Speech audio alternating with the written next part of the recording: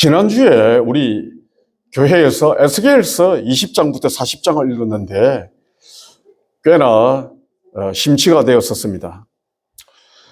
이제 에스겔, 여러분 아시는 대로 25살 젊은 나이에 여호야긴 왕과 함께 바빌로니아로 잡혀와서 굉장히 고뇌하는 그런 모습 볼 수 있습니다.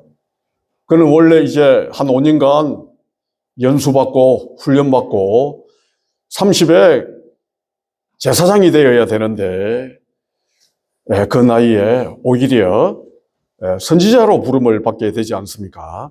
그리고 그는 예루살렘이 멸망하기 전 한 11년간 예언하게 됩니다. 예루살렘 멸망을, 심판을 예언하게 되는데 그 기간 동안에 그는 주로 설교로 혹은 말로 사역하기보다도 자기 몸으로 사역했던 것을 여러분 기억하실 것입니다.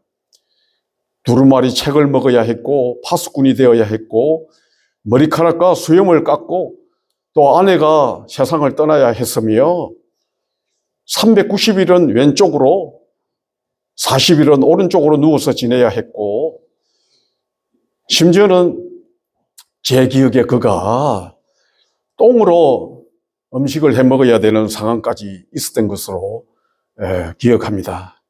그러나 하나님 은혜로 그가 차마 그걸 감당 못하니까 소똥으로 이제 음식을 해 먹게 하는 그 모든 그의 그 행위를 통해서 예루살렘의 심판과 멸망을 예언했던 것, 그런 일련의 일들이 저에게 굉장히 신비롭고 신기하고 굉장히 제 마음을 끌었습니다.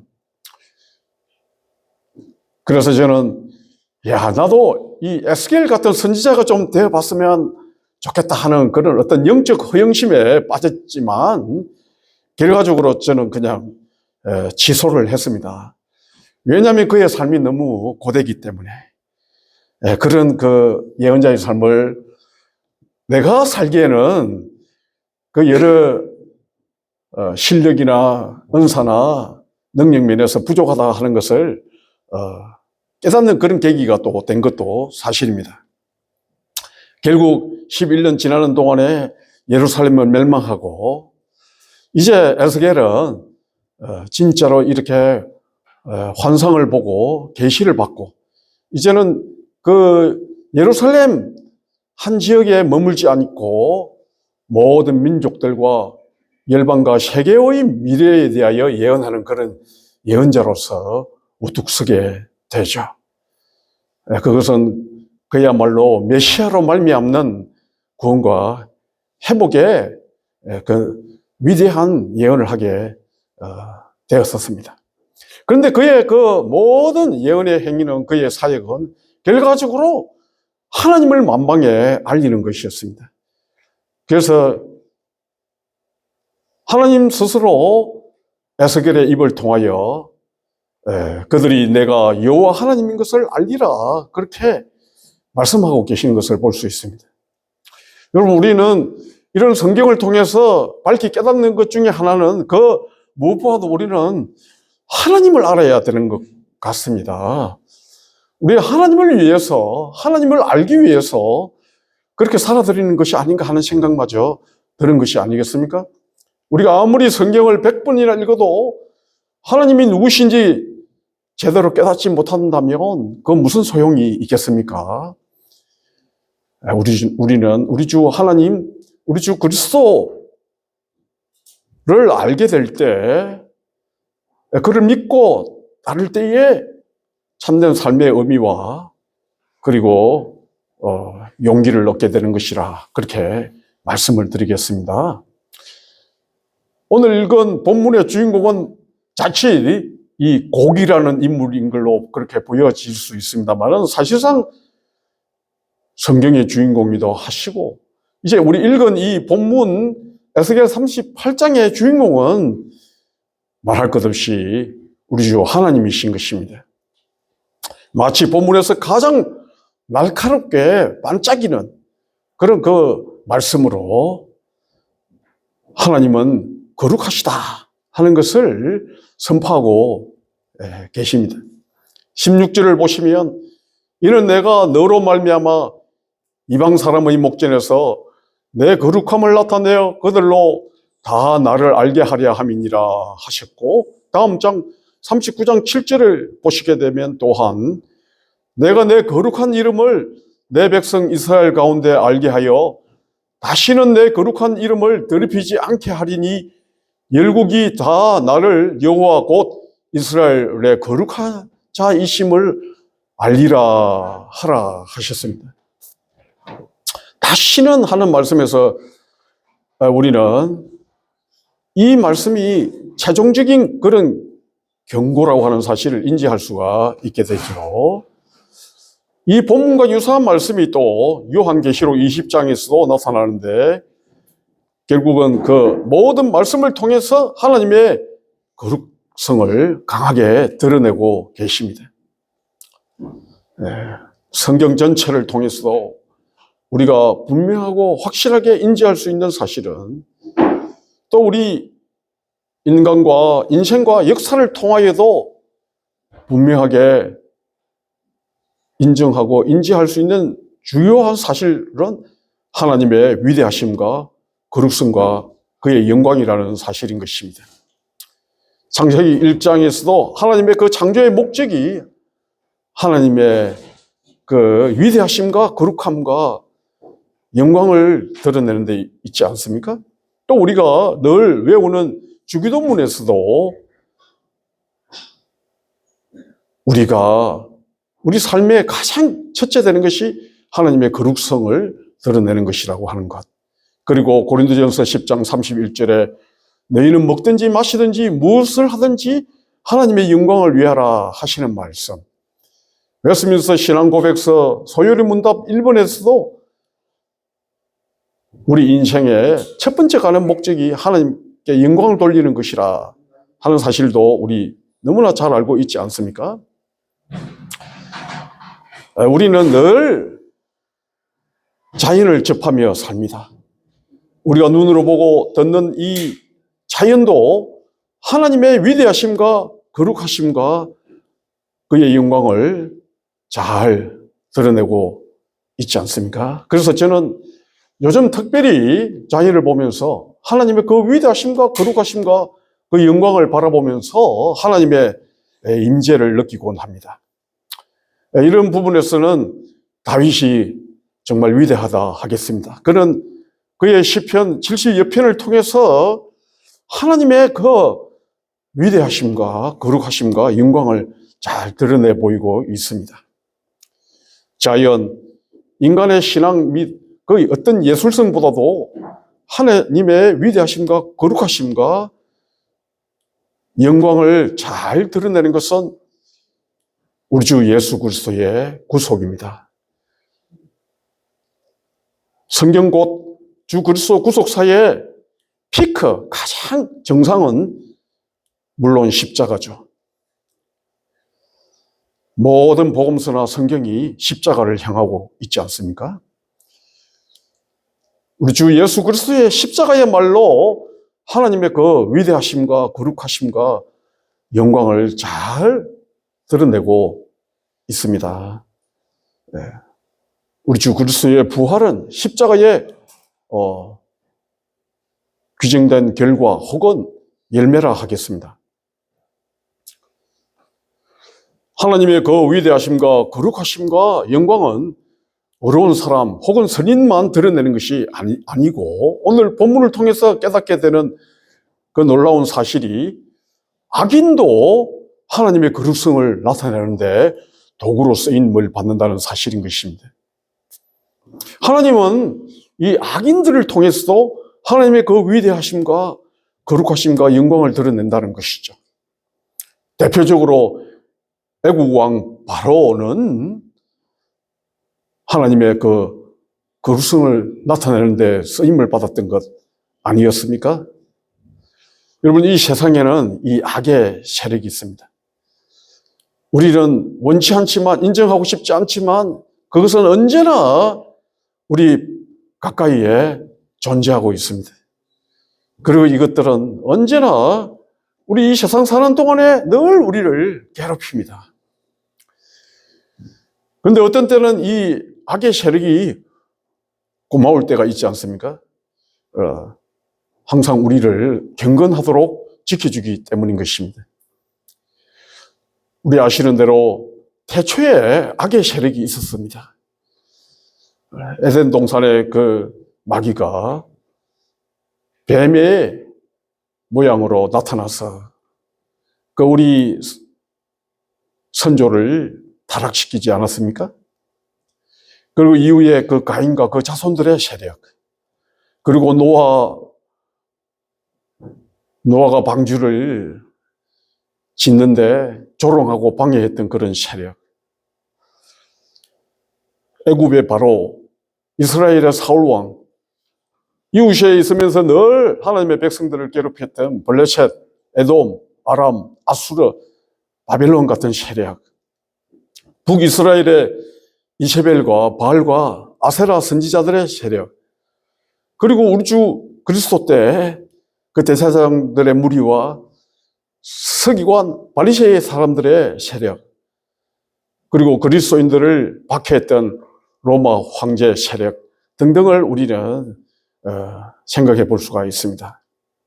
특별히 오늘 본문에 등장하는 이 마곡의 왕 곡이라고 하는 인물, 그는 인류 역사 가운데 가장 무서운 악한 세력으로 나타난다 말해서 틀리지 않을 것 같습니다. 하나님은 그를 아주 내리치심으로써 영광을 드러내십니다. 그리고 이 온 세상과 열방을 향하여 하나님만이 참된 하나님이심을 선포하지 않습니까? 그래서 이 본문이 귀하지 않습니까? 이제 읽었던 본문 다시 제가 한번 읽어드리면, 여호와의 말씀이 내게 임하여 가라사대, 인자야 너는 마곡 땅에 있는 곡 곧 로스와 메섹과 두발 왕에게로 얼굴을 향하고 그를 쳐서 예언하여 이르기를, 주 여호와의 말씀에 로스와 메섹과 두발 왕 고가 내가 너를 대적하여 너를 돌이켜 갈고리로 내 아가리를 꿰고 너와 말과 기병 곧 내 온 군대를 끌어내되 완전한 갑옷을 입고 큰 방패와 작은 방패를 가지고 칼을 잡은 큰 무리와 그들과 함께 한 바 방패와 투구를 갖춘 바사와 구스와 붓과 고멜과 그 모든 떼와 극한 북방의 도갈마 족속과 그 모든 때 곧 많은 백성의 무리를 너와 함께 끌어내리라. 너는 스스로 예비하되 너와 내게 모인 무리들이 다 스스로 예비하고 너는 그들의 대장이 될지어다 하셨습니다. 이것은 이 고강이라는 인물의 그 악의 세력의 정체를 낱낱이 볼 수 있습니다. 이 곡은 연합국의 왕이고 그들의 사령관이었습니다. 그는 굉장히 정치력도 대단했던 것으로 보여지는데,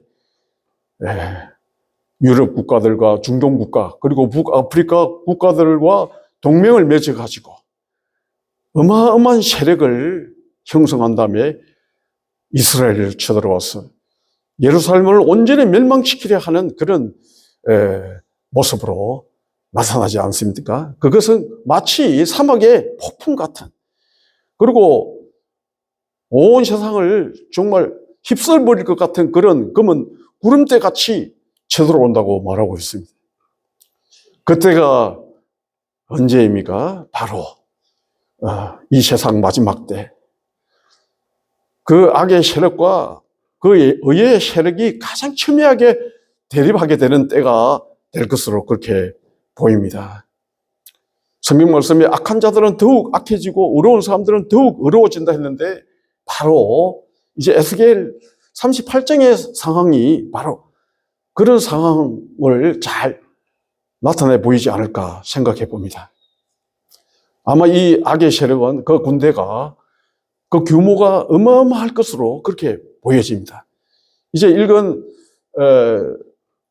본문과 그리고 이제 다음 장 39장을 잘 이렇게 보면 그 이스라엘을 향하여 들어오는 그 군대의 모습이 정말 가공할 만합니다.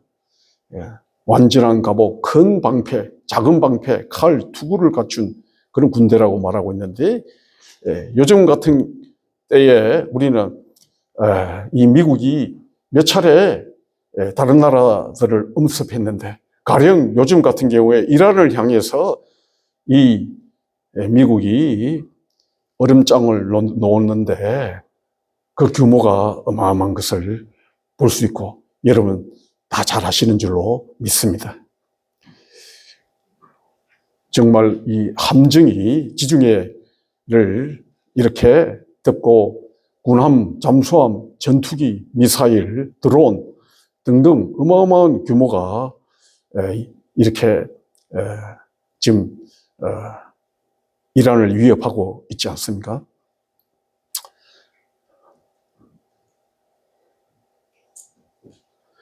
이제 우리가 이 38장 상황을 조금 이렇게 생각해 보면, 이제 이 때가 언제 있는지 미래의 때이기 때문에 우리는 이렇게 사실상 그냥 상상해 볼 수 있는 것입니다. 이 에스겔의 예언을 통해서, 또 요한 계시록의 20장의 요한의 예언을 통해서 이렇게 우리는 지금 현재 상황과 이렇게 맞물려서 어떤 식으로, 어떤 상황으로 될 것인가 하는 데 대해서 유추해 볼 수 있는데,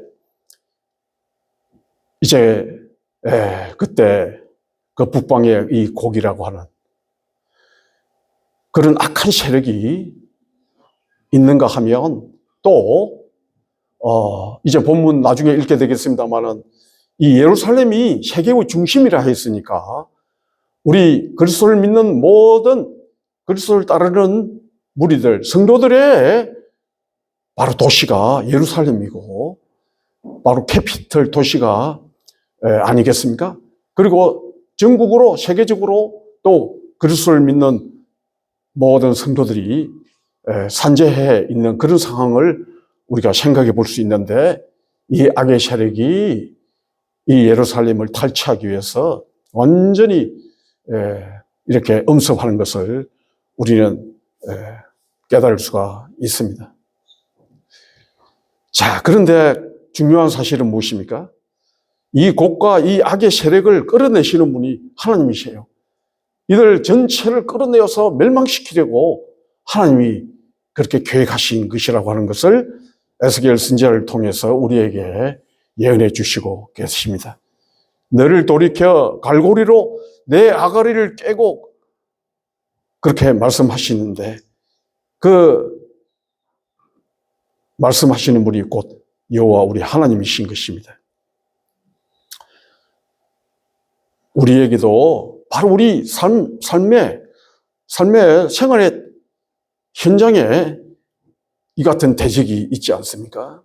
우리를 괴롭히고 위협하고 약화시키고 또 죄짓게 하고 악한 꾀에 빠지게 하고 멸망의 길로 이끌려 하는 그런 그 악한 세력이 우리 늘 삶의 산재해 있습니다. 이들 악한 세력은 하나님의 주권적인 통치 안에 있다고 하는 것을 우리는 믿어야 하고 믿습니다. 그들은 때때로 우리의 경건함을 위하여, 우리 신앙생활을 위해서 필요한 그런 존재들로 보이기까지 합니다. 그래야 우리가 우리 주 하나님과 그리스도의 거룩성을 드러낼 수 있기 때문이죠. 모든 성도들은 이런 악한 세력이 있을 때 비로소 어떤 미혹과 위협을 받으면서 그것을 견디고 이기기 위해서 영적으로 정신을 차리게 되고, 어떤 때는 정말 말씀을 부어잡고 울면서 그리스도께 구원을 요청하게 되는데, 참 이러한 때에 우리 성도들의 믿음이 이렇게 온전하게 쓰임을 받게 되고, 정말 그 믿는 믿음의 그 놀라운 즐거움과 쾌락마저도 느끼게 되는 것이 아니겠느냐 하는 것입니다. 이스라엘에는 항상 대적이 있어 왔죠. 그것이 성경의 역사이기까지 합니다. 초대교회 그리고 성도들에게도 대적이 끊이지 않았습니다. 오늘날 우리에게도 어떤 우리의 삶에 우리의 신앙생활을 위협하는 이런 대적이 있다고 하는 사실, 그것이 어떻게 보면 정말 프라우드하고 기쁘고 즐겁기까지 한다까지 말해서 틀리지 않을 것 같습니다. 하나님은 어떻게 이런 대적들을 허락하십니까? 결국 앞서 말씀드린 대로 우리를 위하여 그런 대적들이 존재하게 하십니다. 또 이제 읽은 본문을 통해서 깨달을 수 있는 사실은 특별히 이 에스겔 38장, 39장 그리고 요한계시록 20장 상황을 놓고 볼 것 같으면 이제 하나님께서는 이 세상에 있는 모든 악의 세력을 한 군데로 모아서 다 한 곳으로 오게 하여 완전히 섬멸해버리는 그런 작전과 계획을 가지고 있는 것을 볼 수가 있습니다. 8절 이하를 좀 읽어드리겠습니다. 여러 날 후 곧 말년에 내가 명령을 받고 그 땅 곧 오래 항무했던 이스라엘 산에 이르리니 그 땅 백성은 칼을 벗어나서 열국에서부터 모여들어 오며 이방에서부터 나와서 다 평안히 거하는 중이라. 내가 올라오되 너와 내 모든 때와 너와 함께한 많은 백성이 강풍같이 이르고 구름같이 땅을 덮으리라. 나 주 여호와가 말하노라. 그날에 내 마음에서 여러 가지 생각이 나서 악한 꾀를 내어 말하기를 내가 평안의 고을들로 올라가리라. 성벽도 없고 문이나 문빗장도 없어도 염려 없이 다 평안히 거하는 그 백성들에게로 나아가서 물건을 겁탈하며 노력하리라 하고 내 손을 들어서 항무하였다가 지금 사람이 거처하는 땅과 열국 중에서 모여서 짐승과 재물을 얻고 세상 중앙에 거하는 백성을 치려할 때에 그렇게 12절까지 말씀해 주고 계십니다. 이제 이 사고가 곧 인류 역사의 말년에 있을 거라는 걸 다시 한번 상기시켜 주고 있지 않습니까?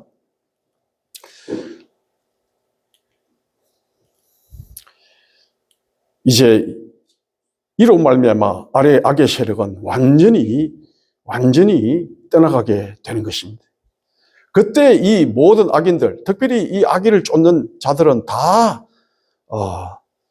생명책에 농맹되지 않은 자들로서 불못에 던져진다, 그렇게 말씀해 주고 있습니다.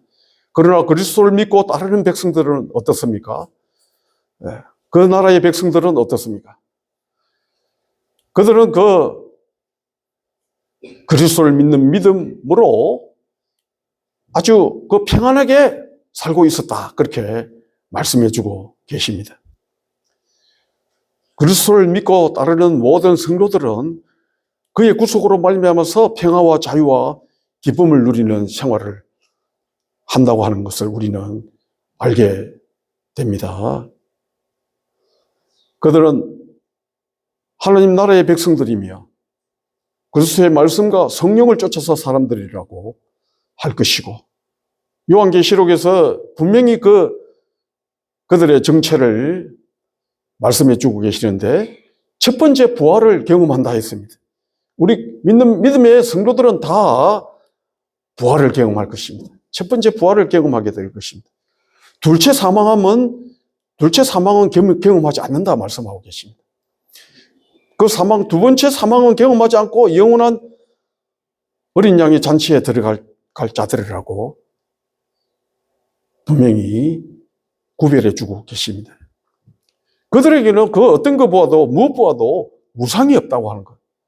무상이 없기 때문에 두려움도 없고 부끄러움도 없고, 그러니까 결과적으로 성벽도 없고 문도 없고 문을 잠그는 뭇빗장도 없고 동시에 군대도 없고, 그들은 오직 기도와 말씀과 성령으로 평안하게 사는 사람들이라고 하는 것을 우리는 깨닫게 되는데, 그러니까 어떤 면에서 우리 성도들, 그리스도를 믿는 믿음의 의인들은 날이 갈수록 더 어려워져서 나중에는 그야말로 온전한 그 자유와 평강 가운데 살게 된다 하는 것을 우리는 알게 되는 것입니다.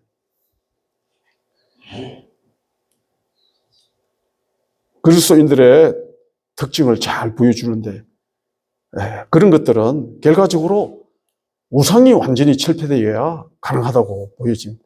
이스라엘이 그렇게 시달리고 그렇게 고통하고 그렇게 수많은 슬픔과 괴로움 속에 지내야 했고 살아야 했던 그 이유가 무엇이었습니까? 그들의 우상 때문이었어요. 오늘날 우상도 여전히 산재하고 있습니다. 그런데 이런 우상들이 철폐됐을 때 비로소 우리는 그리스도께서 우리에게 허락하신 그 구속을 온전케 하고 정말 참된 평강과 기쁨과 자유를 누리게 될 것이라고 하는 것이죠. 저도 지난 주일날 이틀 전이죠. 저희 교회 무척 추웠어요. 오늘 여기처럼 이제 송영재 목사님을 초청해서 그래서 설교를 듣게 됐는데 제가 제 신학교 후배시고 제 마음에 부담이 있었어요. 이분이 오시는데 그간 참 교회 성도들이 짜들어 있었을 때 일찌감치 좀 모시지 않고 이제 비로소 교회 굉장히 좀 어려움을 겪고 있는 중에 모셨으니 성도들이 없으면 어떡할까 하면서 막 하나님께 매달려서 때를 썼죠. 이번 주일날 성도님들이 참 많이 오시면 좋겠습니다. 그래서 제 마음이 가볍겠습니다.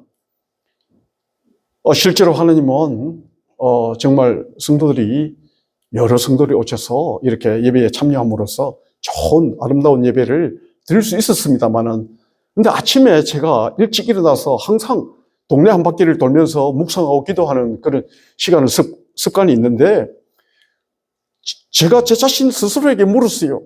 너는 뭐가 강사한 사람 모셔놓고 그렇게 두려우냐? 그렇게 부끄러우냐? 넌 도대체 왜 그러느냐? 하는 질문을 내 스스로에게 했을 때 여러분 그것이 제 자신의 우상인 것을 깨닫게 됐어요. 내가 이게 내 속에 있는 내 우상이구나. 항상 사람들 많이 모여야 되고 항상 돋보여야 되고 내 자신을 이렇게 나타내 보이려 하는 그런 그 모든 그 생각과 그런 그 열망이 전혀 아름다운 것이 아니고 그것이 곧 우상이라는 것을 깨달으면서 이것이 나에게 무서움과 두려움을 가져다 주는 한 가지의 용이라는 사실을 깨달으면서 회개를 했어요. 정말 회개했어요. 하나님, 제 속에 있는 우상을 철폐하겠습니다. 사람이, 세 분, 네 분 모여서 예배 드리면 어떻습니까? 그 송교수님, 그 목사님 입장에서도 마찬가지죠? 성도가 세 분, 네 분 모였으면 어떻습니까? 그 자신의 사역을 최선을 다해야 감당하고 서로 하나님께 영광 돌리는 그런 그 예배가 되어야 되지 않겠느냐 하는 것이죠. 여러분, 우리가 많은 경우에 아직도 우상에게 사로잡혀서 늘 두려워하고 늘 걱정하고 염려하고 불안해하면서 그렇게 살아가는 것을 보면서 정말 하나님의 그런 모든 역사를 통해서 그 어떤 것보다도 우리 속에 있는 우상부터 철폐해야 되겠다 하는 생각을 하게 되었다 하는 말씀인 것입니다. 중간에 13절 한 절 이것은 좀 다소 알기가 어렵습니다. 그냥 단지 한번 읽어드리면 서바와 드단과 다시스의 상고와 그 부자들이 내게 이르기를 내가 탈취하러 왔냐? 내가 내 무리를 모아 노력하고자 하느냐? 은과 금을 빼앗으며 짐승과 재물을 취하며 물건을 크게 약탈하여 가고자 하느냐? 그렇게 옐링하리라 말씀하고 있는데요. 이건 참 이 한 절 말씀에서 저는 굉장히 아이러니를 느꼈어요. 그 고왕이 어떤 왕이에요? 지금으로 말하면 무슨 푸틴이나 시진핑보다도 훨씬 강한 세력이에요. 이 세계의 악계 세력의 완전히 우두머리인데 그를 향해서 이런 말을 할 수 있다는 건 대단한 용기인데 단지 이들을 상인이라 부자라 그랬는데 참 그렇게 보기가 너무 어려운 거 있죠. 그렇다면 어떤 분들이냐? 저는 제 혼자 생각에 물론 주석도 살펴보았습니다만은 이 성도들을 대표하는 리더들이 아닌가. 굉장히 용기 있는 그런 분들이 아닌가 하는 생각도 해볼 수 있었습니다. 어떻든 여러분 이제 설교를 조금씩 정리하겠습니다. 이제 14절 이하에서 하나님께서는 이 에스겔 선지자를 통하여 인자야 너는 또 예언하여 고객에게 이르기를 주 여호와의 말씀에 내 백성 이스라엘이 평안히 거하는 날에 내가 어찌 그것을 알지 못하겠느냐. 내가 내 고토 극한 북방에서 많은 백성 곧 다 말을 탄 큰 때와 능한 군대와 함께 오되 구름이 땅에 덮음같이 내 백성 이스라엘을 치러 오리라. 고가 끝날에 내가 너를 끌어다가 이 땅을 치게 하리니 이는 내가 너로 말미암아 이방 사람의 목전에서 내 거룩함을 나타내어 그들로 나를 알게 하려 함이니라. 나 주 여호와가 말하노라. 내가 옛적에 내 종 이스라엘 선지자들을 빙자하여 말한 사람이 내가 아니냐. 그들이 그때에 여러 해 동안 예언하기를 내가 너를 끌어다가 그들을 치게 하리라 하였느니라 하셨다 하라. 나 주 여호와가 말하노라. 그날에 곡이 이스라엘 땅을 치러 오면 내 노가 내 얼굴에 나타나리라. 내가 투기와 맹렬한 노로 말하였거니와 이 날에 큰 지진이 이스라엘 땅에 일어나서 바다의 고기들과 공중의 새들과 들의 짐승들과 땅에 기는 모든 벌레와 지면에 있는 모든 사람이 내 앞에서 뜰 것이며 모든 산이 무너지며 절벽이 떨어지며 모든 성벽이 땅에 무너지리라. 나 주 여호와가 말하노라. 내가 내 모든 산 중에서 그를 칠 칼을 부르리니 각 사람의 칼이 그 형제를 칠 것이며 내가 또 온역과 피로 그를 국문하며 쏟아지는 폭우와 큰 먹덩이와 불과 유황으로 그와 그 모든 때와 그와 함께한 많은 백성에게 비를 내리듯 하리라.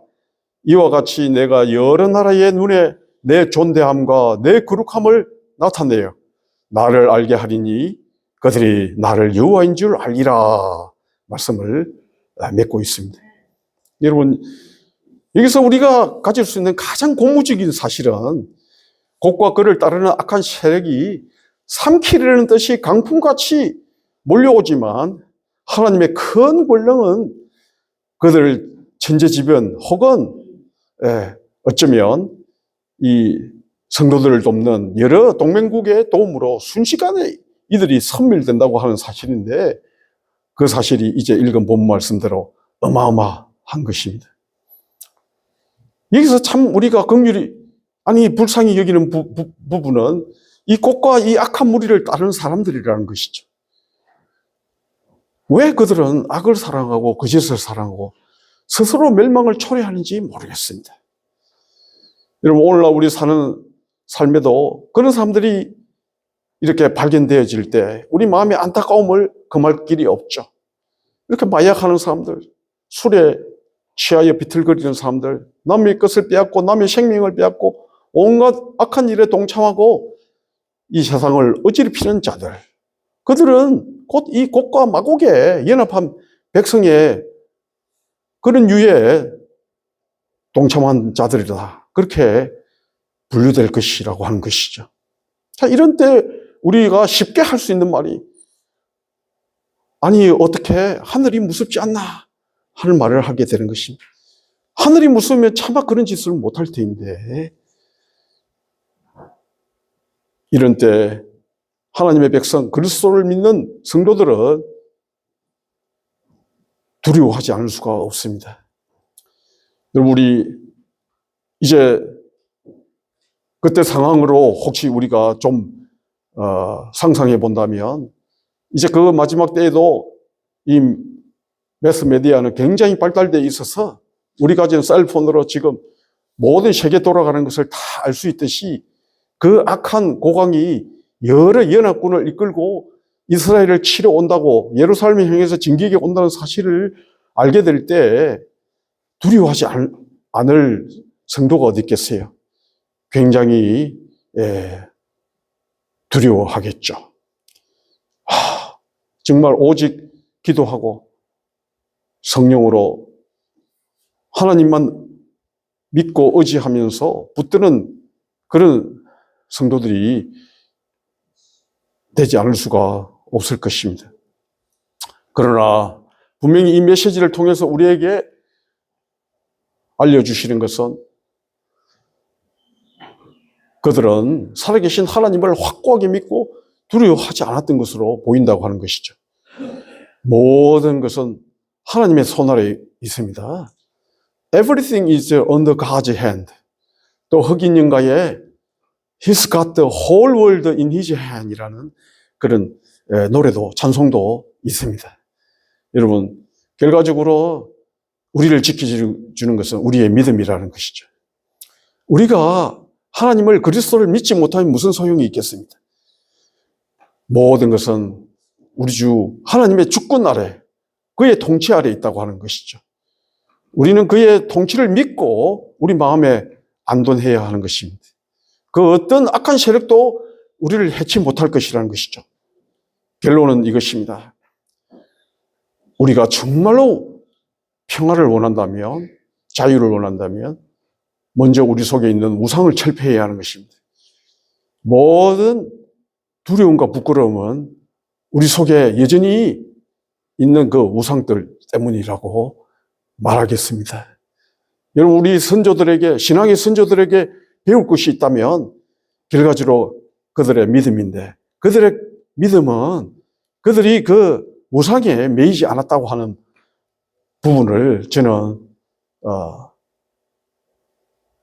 깨달아지고 본받아지는 것입니다. 가령 가인 그 형의 그 돌에 맞아서 피를 흘리고 그 죽었던 그 이 아벨, 우리 주님의 그 순교의 표징이 됐던 그는 평화롭게 세상을 떠날 수가 있었을 것이다. 왜냐하면 그는 오직 우리 하나님만 믿고 의지했기 때문에.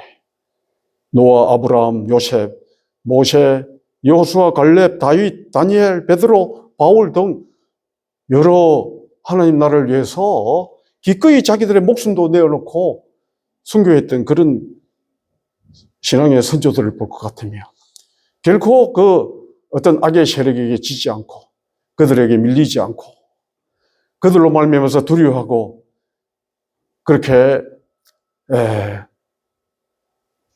자기 스스로 자기의 사명을 저버리는, 믿음을 저버리는 일이 없었다고 하는 사실. 여러분, 사실 요셉의 경우도 그가 그 노예가 되어 애굽으로 끌려갈 때 그 마음의 그 상처와 그 고통이 얼마만 했겠습니까? 그가 애굽에 갔어도 여전히 그는 그 상처를 안고, 그리고 아버지 보고 싶은 마음으로 늘 질질 짜면서 살았다면, 여러분, 그에게 있어서 그 아버지는 우상이 되는 것입니다. 그 아버지라는 우상이 자기를 늘 괴롭히고 자기를 위축시키고 후회하는 인생, 아무것도 아닌 연약한 인생으로 남게 했을 것이라고 하는 것이죠. 모세 마찬가지예요. 광야를 돌면서 왜 내가 이런 고생을 해야 하느냐. 나도 한 가정의 가장으로서 아내와 자녀들과 함께 평안하고 쉽고 재미있는 일상을 살고 싶다 하는 마음 왜 없었겠어요? 그런데 그것이 그에게 자칫 우상이 될 수 있다고 하는 것이죠. 아름답다고 하는 면목 아래 그것이 우상이 될 수 있어요. 그렇다면 그는 늘 겁과 두려움과 염려와 부끄러움으로 일관되어 평생을 살 수밖에 없었을 것인데, 하나님의 허락하시는 그 사명을 부어잡고 백성들을 위해서 기꺼이 자기 목숨을 들였을 때 그는 그보다도 훨씬 더한 그 놀라운 하나님의 그 위대함과 거룩하심과 영광을 드러내는 쓰임받는 한 신앙인으로서 헌신하고 살아들 수 있었다고 하는 사실을 말씀드리고, 좀 우리 송영재 목사님, 교수님 말씀드렸습니다만, 그분도 내가 보니까 지난 주일날 그 안타까움, 인간적으로 안타까움이 뭡니까? 아니, 이 사람이 세상적으로 말하면 편안하게 살 수 있는 사람인데, 그냥 그 중국 선교를 위해서 헌신하다 보니까 중국에 있는 젊은이들 열 몇 분을 이렇게 비행기로 태워서 제주도나 혹은 여러 지역으로 불러서 그들에게 숙식을 제공하고 그 영육간에 그 많은 수고를 헌신해야 되는 그 두 분의 모습이 주로 하여금 너무나 안타깝게 하는 것이었어요. 이제 나이도 됐겠다. 건강상도 그렇고 이제 그만하고 둘이서 좀 편안하게 재미있게 지내지 왜 꼭 이렇게 살아야 하느냐. 그러나 분명한 것은 자칫 그것이 상식적이다 혹은 아름답다 하는 그런 이유로 하나의 우상으로서 자기의 생애 가운데 그대로 남아있게 되면 결코 그리스도로 말미암는 그의 구속으로 말미암아 우리에게 주어지는 그 천국, 평안, 자유, 기쁨을 누리지는 못했을 것이다. 그런 생각을 해봤습니다. 기도하시겠습니다. 하나님 아버지 감사합니다. 이 한 말씀, 이 에스겔 선지자의 38장 말씀을 통해서 아버지 하나님 다시 한번 하나님의 통치의 영역을 깨닫게 하시고 우리의 삶의 목적을 깨닫게 하시며 아버지 하나님 장차 우리가 어떻게 살아드려야 할 것에 대하여 확신을 가지게 하심을 감사합니다. 오직 이 한 목숨, 이 짧은 한 나그네의 삶을 살아드리는 동안에 우리의 위대한 선왕의 선조들처럼 성도들처럼 주 하나님의 위대하심과 거룩하심과 영광을 드러내는 그런 귀하게 쓰임맞는 저희들의 삶이 되고 우리 자손들의 삶이 되게 허락해 주시옵소서. 예수님의 이름으로 기도했습니다. 아멘.